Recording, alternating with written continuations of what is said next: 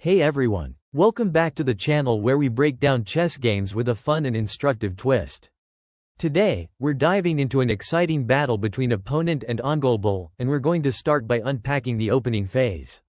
So buckle up, and let's get right into it. White kicks things off with e4, staking a claim in the center. This is one of the most popular opening moves in chess because it immediately opens lines for the queen and bishop, and it fights for central control. Black responds symmetrically with e5, mirroring White's control of the center and setting the stage for a classical open game. Both sides are following well-known principles here: control the center, develop pieces quickly, and prepare to castle.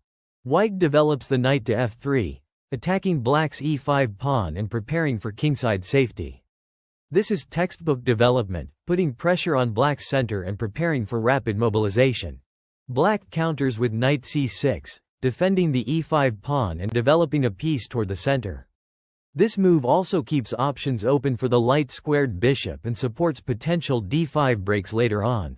White plays bishop c4, aiming at the vulnerable f7 square, which is a classic target in many open games. This bishop placement is aggressive and helps White build pressure early on. Black mirrors with bishop c5, equally eyeing White's f2 pawn and maintaining symmetry. This is a very balanced setup, often leading to the Italian game, which is rich in tactical and strategic ideas.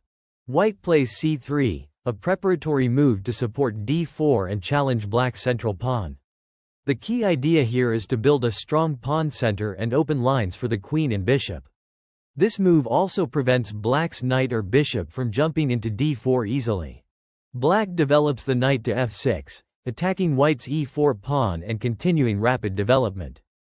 This move also prepares for kingside castling, which is crucial for king safety. White strikes in the center with d4, challenging Black's pawn on e5 and trying to open up the position. This is a critical moment because White is trying to seize the initiative by breaking open the center. Black captures on d4 with e takes d4. This is a natural response, grabbing a central pawn and forcing White to recapture. However, it slightly loosens Black's grip on the center, so timing and follow-up moves are important here. White recaptures with c takes d4, maintaining a strong pawn presence in the center. This move keeps the position balanced and opens the c-file for potential rook activity later on. Black plays bishop b4 check, delivering a check. This is a classic pinning move, aiming to disrupt White's development by forcing a response that may weaken White's pawn structure or coordination. White blocks the check with bishop d2, developing the bishop and challenging Black's bishop. This is a solid, natural response that keeps White's position intact. Black captures the bishop with bishop takes d2 check, forcing White to recapture and slightly simplifying the position. This exchange removes one of White's key defenders and can sometimes help Black equalize or even gain a small edge. White recaptures with knight b takes d2, developing the knight and maintaining solid piece coordination. This move keeps the position balanced and prepares for kingside castling. Black pushes d5, striking in the center to challenge White's pawn structure and open lines for the dark-squared bishop. This is a thematic break in the Italian game, aiming to gain space and activate Black's pieces. White captures on d5 with e takes d5, accepting the pawn exchange and opening the e-file. This move keeps the tension alive and tries to maintain central presence. Black recaptures with knight takes d5, developing the knight to an active central square. This knight is well placed, eyeing key squares and supporting potential attacks. White castles kingside, prioritizing king safety and connecting the rooks. This is a critical step in completing development and preparing for the middle game. Black also castles kingside, matching White's plan for safety and piece coordination. Both sides are now ready to launch their middle game strategies. White plays knight b3, repositioning the knight to challenge Black's bishop on c5 and potentially control important squares like d4 and c5. This move also prepares to support a possible c4 push in the future. Black responds with bishop g4, pinning White's knight on f3 to the queen. This pin can be quite annoying because it restricts White's knight movement and can create tactical opportunities for Black. White pushes h3, questioning the bishop's intentions and trying to force Black to decide whether to exchange or retreat. This is a common thematic move to gain space and challenge pins. Black retreats the bishop to h5, maintaining the pin and keeping pressure on white's knight. This move keeps tension in the position and preserves black's active piece placement. White plays a3 here, a move that looks natural at first glance, aiming to prevent any pesky black pieces from jumping into b4. But a3 turns out to be a missed opportunity. The engine suggests queen d3 instead, which would have been more active, centralizing the queen and supporting the center and kingside. Why is this important? Well, queen d3 would have put immediate pressure on black's kingside and helped coordinate white's pieces for an attack or defense. a3 is a slow move that doesn't improve white's position much and allows black to seize the initiative. Black responds with a6, a flexible move that prepares b5 to expand on the queenside or simply stops white's pieces from landing on b5. However, the engine points out that knight f4 would have been stronger here, aggressively placing the knight in white's territory, targeting the bishop on d3 and the weak squares around white's king. This shows a key strategic theme. Active piece placement is often more valuable than quiet pawn moves. Black missed a chance to increase pressure immediately. White plays rook c1, moving the rook to the semi-open c-file, which is a reasonable plan to contest the c-file. But again, the engine suggests rook e1 would have been better, supporting the center and preparing to push e4 or defend key squares. This is a subtle but important point. Rooks are most effective when they support central or attacking operations, not just occupying open files without a clear plan. Black moves knight b6, repositioning the knight to a safer and potentially more active square. Still, knight f4 was again the stronger idea, putting immediate pressure on white's bishop and kingside. This repetition of missed opportunities to play knight f4 highlights how black could have increased their advantage by being more aggressive. White plays bishop d3, developing the bishop to a central square and aiming at black's kingside. This is a natural developing move, helping white coordinate pieces for defense and attack. Black responds with queen d5, centralizing the queen and eyeing multiple targets. This move increases black's control over the center and threatens to infiltrate white's position. White pushes g4, an aggressive attempt to challenge black's bishop on h5 and gain space on the kingside. This move shows white's intent to fight for initiative but also slightly weakens white's kingside pawn structure, which black can potentially exploit. Black retreats the bishop to g6, maintaining pressure on white's center and kingside. This move keeps the bishop active and safe, ready to support future attacks. White captures on g6 with bishop takes g6, winning a bishop and gaining material. However, this is actually a missed opportunity. The engine suggests knight c5 instead, which would have put more pressure on black's queen and controlled important squares.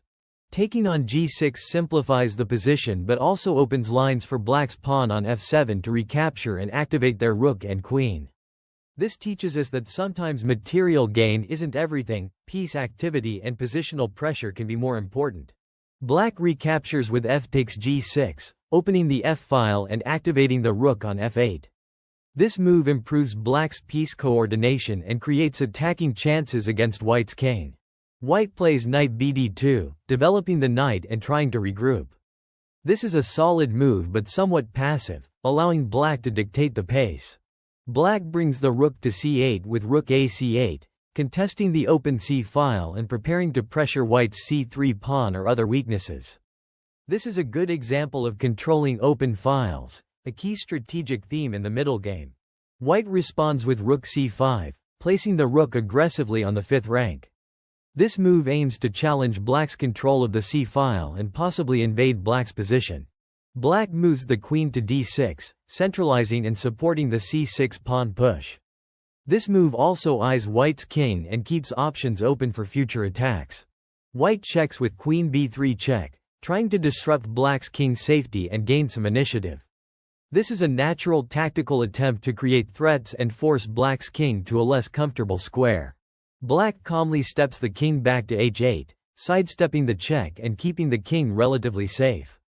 This is a good example of king safety. Sometimes the best defense is simply moving the king out of harm's way. White doubles rooks on the c-file with rook fc1, increasing pressure on the c-file. However, this move is a missed opportunity. The engine suggests knight e4 instead, which would have been more active, centralizing the knight and threatening black's queen and kingside pawns. This teaches us that piece activity and threats often trump simply piling up on a file without a concrete plan. Black captures the pawn on d4 with knight takes d4, gaining material and opening lines. This is a critical moment where black takes the initiative. The engine suggests rook cd8 might have been even stronger, reinforcing control over the d-file and preparing to double rooks. White recaptures with knight takes d4, keeping material balanced but allowing black to maintain pressure. Black captures back with queen takes d4, centralizing the queen and maintaining the extra pawn advantage. This move keeps black's pieces active and ready to exploit weaknesses. White plays queen e3, trying to exchange queens and reduce black's attacking chances. This is a reasonable defensive idea but slightly passive. Black captures on e3 with queen takes e3, forcing an exchange of queens and simplifying into a favorable endgame. This is a good strategic decision. When ahead in material, simplifying often benefits the player with the advantage. White recaptures with f takes e3, opening the f-file but also weakening the pawn structure around the king. This structural weakness could become a target for black's rooks and queen. Black pushes c6, solidifying the pawn structure and preparing to activate the rook on c8 further. This move also prevents any pesky knight jumps to b5 or d5. Black's position is comfortable and ready to convert the advantage. White plays king g2 here, moving the king closer to the center and aiming to support the pawns and pieces. However, this move actually allows black to increase their advantage significantly. The engine suggests rook 5c3 instead, which would have been a much stronger, more active rook move, putting immediate pressure on white's position and restricting white's king and pawns.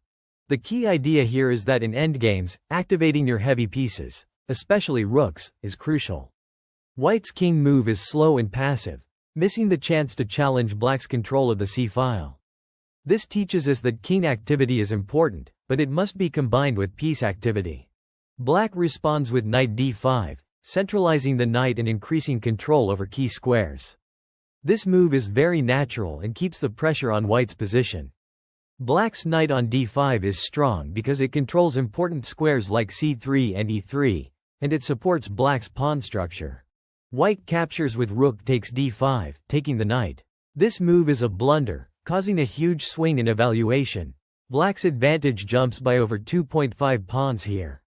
Why? Because by capturing on d5, white opens the c-file for black's rook and loses control over critical squares. The better alternative was king g3, which would have kept the king active and maintained pressure on black's pawns and pieces. Let's break this down. After rook takes d5, black recaptures with c takes d5, and suddenly black's rook on c8 becomes dominant, controlling the open file and threatening to invade white's position. White's rook is now less effective, and white's king is far from the action. The takeaway here is a classic endgame lesson. Don't rush to exchange pieces unless it improves your position. Sometimes, keeping tension and improving your king's activity is better than grabbing material. Black recaptures with c takes d5, solidifying control over the c-file and opening lines for the rook. This move increases black's advantage even further, as black now has a more active rook and a safer king. White responds with rook takes c8, capturing black's rook. This looks natural, but it's another missed opportunity. The engine suggests rook d1 instead, which would have been better to keep pressure on black's pawns and control the d-file. By exchanging rooks here, white simplifies into a worse endgame where black's extra pawn and active rook dominate. This teaches us that in endgames, sometimes it's better to keep pieces on the board if they can maintain pressure or create threats, rather than simplifying into a losing position. Black recaptures with rook takes c8, maintaining the material advantage and keeping the rook active on the open c-file. Black's rook now dominates the board, and white's knight and king are struggling to find good squares. White plays king f3, moving the king forward to try and support the knight and pawns. This is a reasonable attempt to activate the king, but at this point, black's advantage is already decisive. White's pieces are too passive, and black's rook and pawn majority on the queen side are ready to march forward. Black plays rook c2, doubling down on control of the second rank and threatening to pick off white's pawns or invade further. This move seals black's dominance, and white's position is hopeless. The rook on c2 is a classic example of a cutting-off piece, limiting white's king and knight mobility. This final phase teaches us a few important endgame principles. Active rooks on open files, king activity, and pawn structure are critical. Black's ability to control the c-file and restrict white's king and knight made all the difference. Meanwhile, white's passive king moves and premature exchanges handed black the winning edge. Thanks for sticking with me through this exciting endgame. Remember, the key lessons here are to keep your pieces active, avoid unnecessary exchanges when behind, and always look for ways to improve your king's position in the endgame. Keep practicing these ideas, and you'll see your results improve dramatically. Until next time, keep those pieces moving and those pawns marching. And if you enjoyed this breakdown, don't forget to subscribe to OngoleBull's Chess Journey channel for more insightful games and tips. Your support helps us bring more great content your way.